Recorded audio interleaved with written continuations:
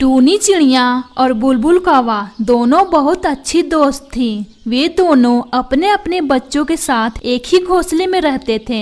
वे दोनों एक ही जगह घोंसला भी बनाई थी और एक दूसरे को सहायता भी करती थी और तो और मिलजुल करके भी रहती थी। जब दोनों की भोजन की जरूरत होती तो एक एक कर भोजन ढूंढने जाते। एक दिन की बात है, बुलबुल कौवा कहती है टूनी चिड़िया से, टूनी, मैं भोजन की तलाश में जा रही हूँ, मेरे बच्चे का ख्याल रखना तुम। ठीक है दोस्त, लेकिन जल्दी आना, मेरे बच्चे को भी भूख बहुत जोर से लगी है। हाँ टूनी, तुम चिंता मत करो, मैं जल्दी आ जाऊंगी भोजन लेकर। इतना कहकर बुलबुल कौवा भोजन की तलाश में चली जाती है। थोड़ी देर और वो उड़ती है, तभी उसे जमीन पर भोजन दिखाई देती है। वो तुरंत भोजन के पास जाती है, फिर कहती है, आज तो बहुत जल्दी भोजन मिल गया, मुझे जल्दी जाना होगा भोजन लेकर।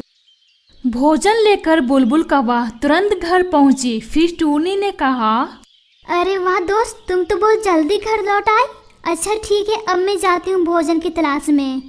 फिर इधर बुलबुल कौवा टूनी के बच्चे का अपने घोंसले में ले ली और दोनों को खाना खिलाने लगी।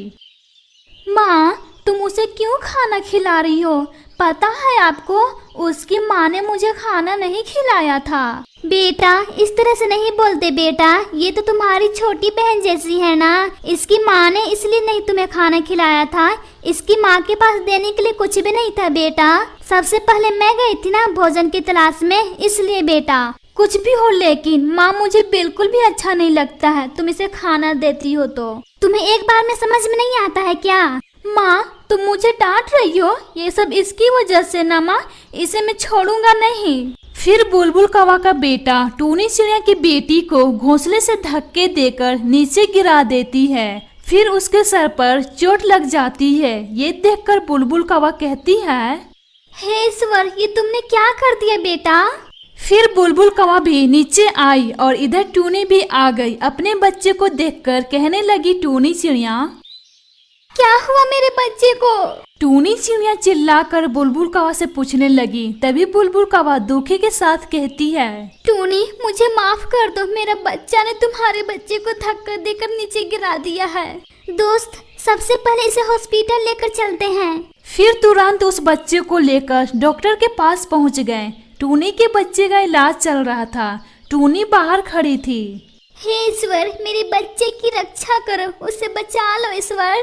टूनी, तुम परेशान मत हो, ईश्वर है ना, सब ठीक हो जाएगा। कुछ समय तक बुलबुल कौवा टूनी चिड़िया के साथ बिताई। फिर कुछ देर के बाद बुलबुल कौवा अपने घोंसले में आ जाती है। माँ, टूनी आंटी का बच्चा कैसा है माँ? मैंने जानबूझकर ऐसा नहीं किया माँ, बस वो गुस्से में हो गया माँ, मुझे माफ कर दो माँ। देखा, तुम्हारे गुस्से की वजह से कितना बड़ा अनर्थ हो गया। अगर उसके साथ कुछ भी अनहोनी हो गया तो मैं फिर क्या करूँगी? मुँह दिखाने के लायक नहीं रहूंगी मैं कहीं। अगर तुम्हारे साथ ये सब होता तो मैं कितनी तकलीफ में रहती। मुझे माफ कर दो माँ, मुझे नहीं पता था इस तरह की घटना घट जाएगी। फिर एक हफ्ते के बाद टूनी चिड़िया अपने बच्चे के साथ घर लौटी। टूनी चिड़िया के बच्चे की याददाश्त चली गई थी। वो अपने पिछली बातें सब भूल गई थी। ये सब देखकर बुलबुल कौवा सोचने लगी, मेरे बच्चे की गलती की सजा टूनी के बच्चे की सजा मिल रही है। अब ये गलती मुझे ही सुधारना पड़ेगा। इतना कहकर बुलबुल कौवा चली जाती है। तभी उसे एक कबूतर दिखाई देती है और कहती है, नमस्ते बहन जी, मेरा नाम बुलबुल कौवा है। फिर बुलबुल कौवा अपना परिचय देकर उस बच्चे के बारे में सारी बात बताई। ये तो साधारण समस्या है, बस उस बच्चे को और उस माँ का दर्द में खत्म कर दूंगी। आप लेकर आइए उन्हें। ये बात सुनकर बुलबुल कौवा बहुत खुश हुई और सीधे अपने दोस्त के घर गई। फिर उसने कहा, दोस्त, तुमने इतने दिन तक मेरे बच्चे का ख्याल रखा, तुम्हारा बहुत बहुत धन्यवाद। पिछले 2 हफ्तों से मैं तुम्हारे बच्चे का इलाज की तलाश में घूम रही थी। ये बात सुनकर टूनी चिड़िया बहुत खुश हुई। फिर वे सब मिलकर उसी कबूतर के पास इलाज के लिए पहुंच गए। फिर कबूतर टूनी चिड़िया के बच्चे का इलाज किया। फिर 2 हफ्तों के बाद वो ठीक हो गई। उसने अपनी माँ को देखकर पुकारा। टूनी रोने लगी। आपका धन्यवाद। आपकी वजह से मेरा बच्चा बिल्कुल ठीक हो गया है। और बुलबुल कौवा तुम्हारा भी बहुत धन्यवाद। बहना मुझे माफ कर देना। आज के बाद से मेरी वजह से कोई तकलीफ नहीं होगी। मैं तुम्हें बहन बनाकर तुम्हारी रक्षा करूंगा। बुलबुल कौवा